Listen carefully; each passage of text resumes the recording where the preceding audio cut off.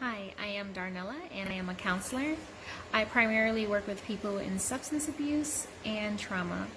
I use skills such as EMDR, eye movement desensitization and reprocessing, and sex therapy. I wanted to answer a question that keeps popping up in my inbox. It's what does counseling and credit restoration have to do with each other?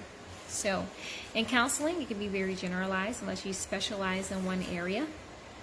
Such as myself, I specialize in sex therapy and substance abuse. Or it could be just very generalized. You can go in and talk about whatever it is that's bothering you at that time. Maybe it's relationships, goals, boundary setting.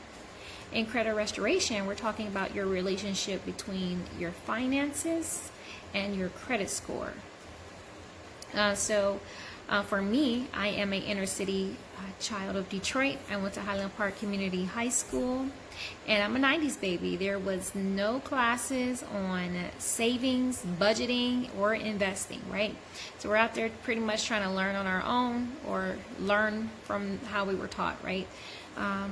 Sometimes people are just unaware of their relationship with money. So for myself growing up, I lived in a dysfunctional environment. My environment taught me to be very frugal with money. Even to this day, there's things that I do from the past that today that I still do to maintain stability when it comes to finances and security. So you just want to know your money story. So some people have been in relationships, domestic violence relationships, where they have no control over their money.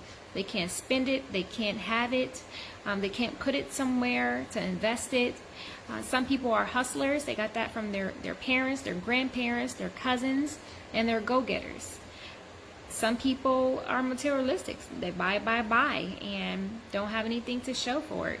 Whatever the case is, you have to know your money story. You have to know how it affects you and even the people around you, such as your kids or your husband or your wife, your boyfriend, girlfriend, whoever it may be. You have to know your money and your finances and how those around you and yourself can be affected. So you try to buy a home and you can't get one because your credit score is low. 35% of your credit is based on your relationship with how you spend your money. There's the behavior. How do you spend your money? How are you paying your bills on time?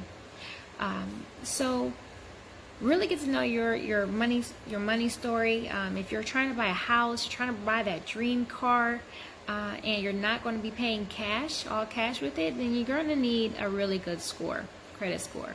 So that's where credit restoration comes in. If you're in relationships and you're bad with money, you're bad with paying bills, that can really, really harm your relationship. And so you just want to be able to have some self-awareness and be able to get this under control. So if you're not doing anything today, sit back, think about your relationship with money. What did your parents buy a lot when you're growing up? What was it like living at home? Did you go without things? Did you have a lot of things? When you're in your relationships, are you a giver? Are you a taker? Do you pay your bills on time? Are you late? Did you put on the auto pay on your bills?